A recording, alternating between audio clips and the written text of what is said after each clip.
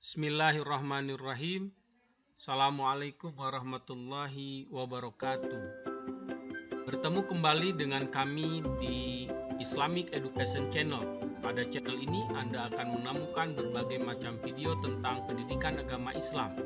Maka dari itu, bagi Anda yang ingin mendapatkan informasi terbaru, klik subscribe dan klik tombol lonceng.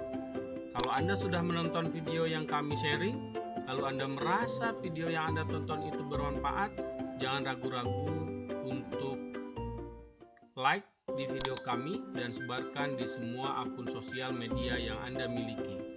Saya teringat dengan salah satu perkataan dari Sayyidina Ali bin Abi Thalib. Carilah ilmu dan harta supaya kamu bisa memimpin. Ilmu akan memudahkan memimpin orang-orang yang di atas, sedangkan harta akan memudahkan memimpin orang-orang yang di bawah. Bersama saya, Saiful Anwar.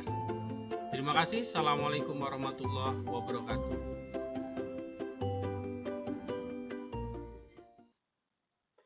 Bismillahirrahmanirrahim. Bertemu kembali dengan saya di video kedua tentang topik ibadah. Di topik pertama, saya sudah menjelaskan tentang tema ibadah, yang topiknya itu hakikat ibadah. Di video kedua kali ini, saya akan menjelaskan tentang syarat, fungsi, dan klasifikasi ibadah. Oke, kita simak saja langsung penjelasannya.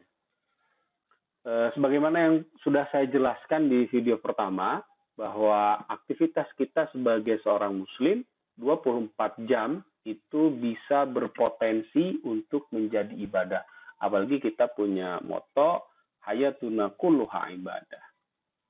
Hal itu disyaratkan dalam surat Az-Zariyat ayat ke-56. A'udzubillahi minasyaitonirrajim wa ma khalaqtul jinna wal insa illa liya'budun. Allah berfirman, tidaklah aku ciptakan jin dan manusia itu kecuali untuk beribadah. Jadi ayat ini mengisyaratkan bahwa kita manusia dan jin diciptakan memang untuk beribadah. Bagaimana syaratnya? Syarat satu aktivitas yang kita lakukan untuk bernilai ibadah ada dua. Yang pertama itu ikhlas, yang kedua adalah tidak dilarang oleh agama. Artinya perbuatan yang kita lakukan itu tidak dilarang oleh agama. Jadi kalau perbuatan itu dilarang agama, perbuatan maksiat ya tidak jelas, tidak disebut kategori ibadah, itu maksiat malah. Sementara untuk ikhlas itu yang dimaksud dengan ikhlas ini sebagaimana yang difirmankan Allah dalam surat Al-Bayyinah ayat ke-5. Wa ma umiru illa liya'budullaha mukhlishina lahuddin hunafa. Jadi maksud ikhlas di sini adalah memurnikan ibadah kita atau membebaskan ibadah kita dari harapan kepada selain Allah. Artinya ibadah yang tidak disertai dengan riya. Jadi kalau kita melakukan satu aktivitas yang tidak dilarang oleh agama, kalau ingin disebut ibadah, jangan riya. Jadi kalau riya, hilang. Sholat karena orang lain, sedekah karena ingin dipuji, ke masjid karena ingin dianggap orang soleh, dan seterusnya. Jadi dua syarat ini tidak bisa dilepaskan. Satu, perbuatan itu bukan perbuatan yang dilarang oleh agama. Yang kedua harus ikhlas. Dan yang paling mendasar dari ikhlas itu adalah mengucapkan bismillah. Dalam hadis riwayat Ibnu Hibban, kullu amrin dzibalin la yubda'u fihi bi bismillah fahuwa abtar. Rasulullah bersabda, setiap perbuatan yang penting yang tidak dimulai dengan bismillah, maka perbuatan itu ya tidak berarti gitu ya artinya. Jadi terputus dalam hadis ini faqad aqta. Jadi tidak bernilai ibadah. Jadi ketika seseorang melakukan aktivitas, dua orang aktivitasnya sama, misalkan makan, yang satu bernilai ibadah, yang satu bernilai bukan. Nah, salah satunya adalah karena bismillah, mengucapkan bismillah. Bahkan Rasul mengutarakan kalau lupa ketika kita tidak sempat membaca bismillah dalam melakukan satu aktivitas, teringat di tengah-tengah, bacalah bismillahi awalahu wa akhirahu. Itu tuntunan Rasulullah. Tapi ingat, bismillah di sini bukan sekedar mengucapkan bismillah, tapi lebih daripada itu, yaitu motivasi melakukan perbuatan itu. Yang kedua, fungsi ibadah. Terkait fungsi ibadah, sebagaimana yang pernah saya nyatakan dalam video terkait iman, bahwa seseorang yang beriman, dia itu dipastikan akan melakukan ibadah. Jadi ibadah itu berfungsi untuk sebagai pembuktian keimanan. Jadi untuk membuktikan bahwa seseorang itu beriman, dia harus beribadah. Berkali-kali saya cerita, walaupun para sahabat radhiyallahu anhum mereka sudah dijamin, terutama yang 10 orang, mereka dijamin masuk surga, tapi mereka masih tetap melakukan aktivitas ibadah, bahkan lebih hebat daripada kita. Kenapa? Karena mereka menyadari ibadah itu satu-satunya cara untuk membuktikan, gitu ya, membuktikan keimanan mereka. Dalam surat Al-Hujurat ayat 14 Allah berfirman, "A'udzubillahi minasyaitonirrajim. Bismillahirrahmanirrahim. Qalatil a'rab amanna." Orang-orang Arab Badui berkata, "Kami telah beriman." Lalu kata Allah, "Qul, katakanlah Muhammad, lam tu'minu." Mereka itu belum beriman. "Walakin qulu," tapi kalian katakanlah, "aslamna." Kami telah tunduk. Walam yadkhulul imanu fi qulubikum. Hal itu dikarenakan iman belum masuk ke dalam hati-hati kalian. Kenapa iman belum masuk ke dalam hati orang-orang Badui saat itu? Karena mereka belum mampu membuktikan keimanan itu dalam wujud nyata, dalam bentuk ibadah. Pembahasan selanjutnya adalah terkait klasifikasi ibadah. Salah satu ulama, Ibnu Taimiyah, itu menyatakan bahwa ibadah itu adalah mencakup semua perbuatan yang diridhoi oleh Allah dan dalam rangka mengesahkan dan mentauhidkan Allah. Jadi Imam Ibnu Taimiyah itu semua perbuatan yang dilakukan dalam rangka mahabbah, muqarabah pada Allah itulah ibadah.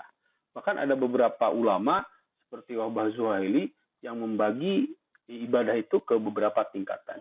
Tapi untuk kepentingan memudahkan penjelasan, saya memilih pembagian ibadah itu menjadi 2 kategori yang pada umumnya sudah dikenal, dan beberapa ulama ada yang membagi ke dalam 2 bagian ini.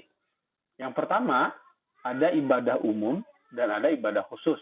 Nama yang lain ada ibadah umum itu ibadah ghair mahdoh, ibadah khusus itu ibadah mahdoh, atau bahasa lain juga ibadah umum ibadah sosial, khusus itu ibadah ritual. Tapi sekali lagi, dalam konteks pemahaman saya, Anda boleh tidak setuju, pembagian ibadah, pengklasifikasian ibadah jadi umum khusus, jadi sosial ritual, jadi mahdoh ghair mahdoh, itu bukan dalam rangka menunjukkan bahwa ibadah mahdoh, ibadah ghair mahdoh, itu lebih bagus daripada ibadah mahdoh, atau ibadah ritual lebih bagus daripada ibadah sosial. Bukan dalam rangka itu. Tapi saya punya pendapat pembagian ini untuk memperjelas mana sebetulnya yang dimaksud dengan bid'ah, mana yang bukan. Apa ibadah khusus atau ibadah mahdoh atau ibadah ritual? Ibadah khusus itu adalah ibadah yang bentuk dan caranya itu sudah ditentukan oleh Rasulullah. Jadi dari A sampai Z itu sudah final. Jadi kita tidak bisa dalam ibadah khusus itu berkreasi atau berimprovisasi, gitu ya, melakukan inovasi kreatif itu dilarang di sini. Sementara ibadah umum atau ghair mahdoh atau ibadah sosial adalah ibadah yang bentuk dan caranya itu belum ditentukan. Ini lebih luas sifatnya. Untuk ibadah mahdoh seperti sholat, puasa, zakat, haji, juga hal lainnya yang terkait dengan ini, intinya adalah semua ibadah yang bentuk dan caranya itu sudah ditentukan. Sementara untuk ibadah umum itu selain ibadah ritual.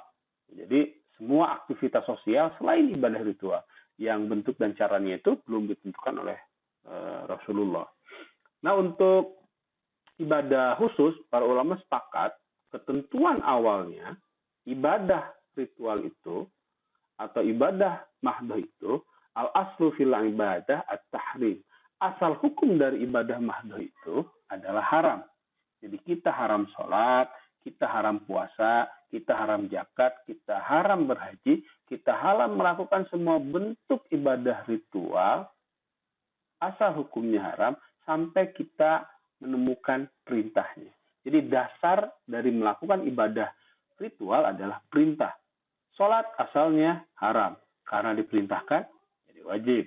Puasa asalnya haram karena diperintahkan jadi wajib. Jadi kalau ada orang yang mengatakan, Pak, saya mah sholat subuh 2 rakaat enteng Pak, masih jag-jag. masih seger, saya mah ingin menambahkan sholat subuh itu jadi 4 rakaat. Nah, sholat subuh 4 rakaat asal hukumnya adalah haram. Alasan apapun. Ada nggak perintahnya? Selama tidak ada perintahnya, itu jadi haram. Tetap haram. Jadi apalagi alasan apapun lah. Jadi sekali lagi di ibadah ritual ini kita tidak boleh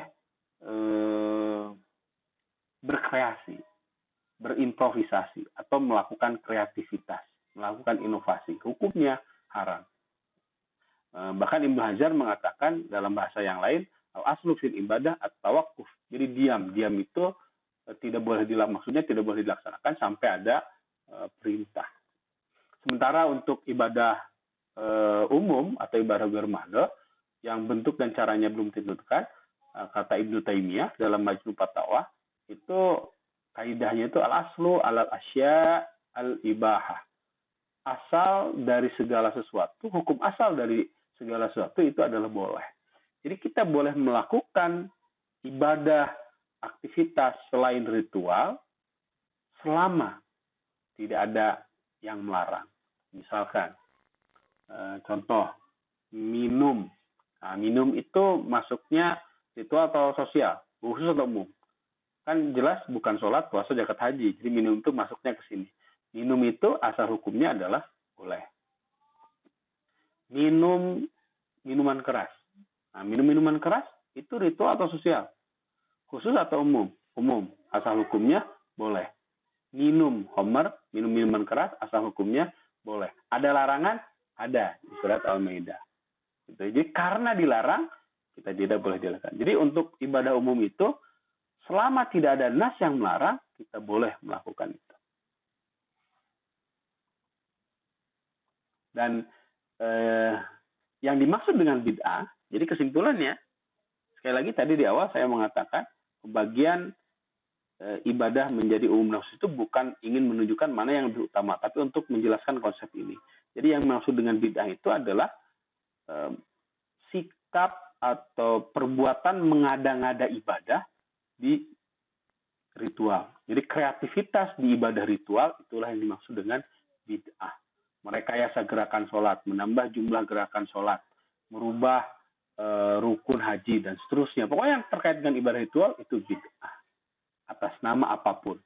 Walaupun misalkan supaya lebih khusyuk, saya sholatnya pakai bahasa Indonesia. Walaupun atas nama itu. Karena itu terkait sholat, itu bid'ah. Tapi kalau terkait selain ibadah ritual, terkait aspek sosial, itu bukan bid'ah. Misalkan, arisan. Arisan itu aktivitas. Dan kita bisa beribadah dengan cara arisan. Arisan itu bukan khusus, bukan ibadah khusus, bukan ibadah ritual. Maksudnya kepada aktivitas sosial. Berarti asal hukum arisan itu adalah boleh. Karena asal hukum boleh, hukum berikutnya tergantung ngapain di arisan itu. Kalau di arisan itu ada jual beli arisan. Misalkan saya giliran menang, teman saya belum menang, lalu teman saya bilang, Pak Ipul, saya lah yang sekarang menang arisan, nanti saya kasih 100.000. Nah, misalkan arisan 1 juta, dapatnya 1 juta, lalu 100.000 dipotong dikasihkan ke saya. Nah, itu tidak boleh arisan semacam itu, karena itu sudah ada jual beli yang dilarang, gitu ya. Nah, tapi kalau arisan itu dijadikan media untuk silaturahmi dan seterusnya, itu malah hukumnya bisa jadi sunnah dan seterusnya. Oke, selanjutnya, bagaimana kalau misalkan tadi kan saya bilang sekali lagi, klasifikasi ibadah umum nafsu bukan untuk menunjukkan mana yang paling utama di antara keduanya. Nah, makanya pertanyaan yang kedua di akhir video ini, bagaimana kalau bentrok antara aktivitas sosial dan aktivitas ritual? Mana yang harus didahulukan? Rata-rata biasanya kalau saya tanya seperti ini, semuanya dengan sepakat dahulukan ibadah ritual. Padahal tidak seperti itu. Kan sama, ini setara. Nah, kalau bentrok, mana yang harus didahulukan? Pertama, yang harus didahulukan itu adalah yang wajib daripada yang sunnah. Jadi kalau yang wajibnya adalah ibadah sosial, yang ritualnya sunnah, ya dahulukan yang sosial. Misalkan seperti apa? Misalkan begini, Anda lagi sholat sunat, Sholat sunat kan ritual, sunat itu hukumnya. Dipanggil oleh orang tua, menjawab panggilan orang tua, itu sosial, hukumnya wajib. Nah, ketika Anda sholat sunat, orang tua manggil, batalkan sholat sunat itu. Karena wajib didahulukan daripada sunnah. Menjawab panggilan orang tua wajib, melakukan sholat sunnah hukumnya saat itu. Makanya dahulukan menjawab panggilan orang tua. Batalkan sholat, temui orang tua, lalu bilang, "Mah, Pak, saya akan sholat. Saya sedang sholat." Contoh yang lain, misalkan Anda lagi puasa sunat. Tiba-tiba puasa sunat itu ritual ya. Tiba-tiba kedatangan tamu. Menjamu tamu, teman lama gitu ya, datang bersilaturahmi. Menjamu tamu itu kewajiban. Anda menyuguhi mereka minum, makan. Dan saya yakin mereka tidak mau makan sendiri. Sementara yang tuan rumah ngeliatin saja atau nunggu. Nah, pada saat itu bijak bagi kita untuk membatalkan puasa kita dan menemani tamu. Menjamu tamu, makan bersama mereka.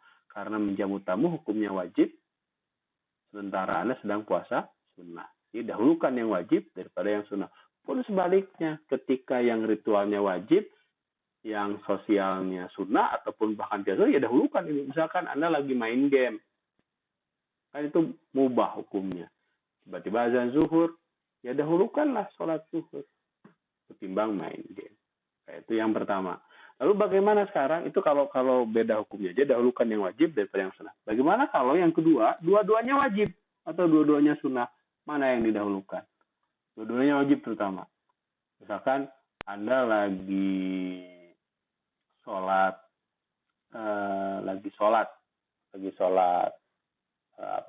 wajib, lalu dipanggil oleh orang tua. Mana yang Anda lakukan dalam konteks tertentu? Tentu itu bisa beragam argumentasi utarakan. Tapi umumnya, ini saya bicara umumnya. Jadi nanti ada faktor yang berbeda.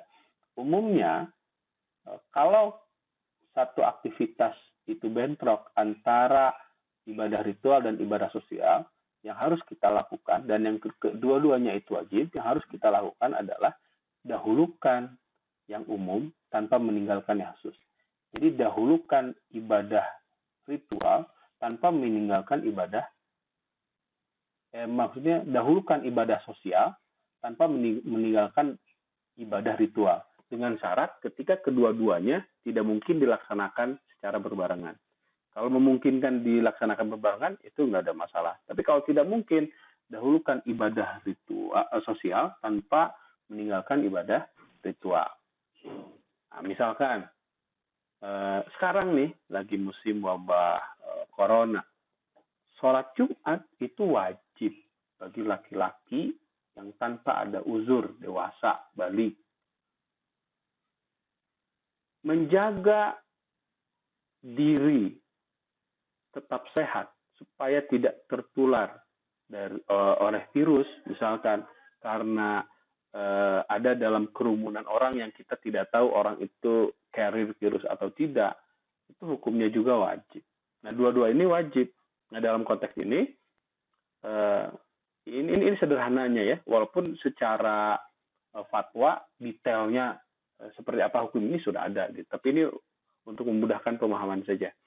Jadi pada saat itu dibolehkan kita tidak melaksanakan sholat Jumat.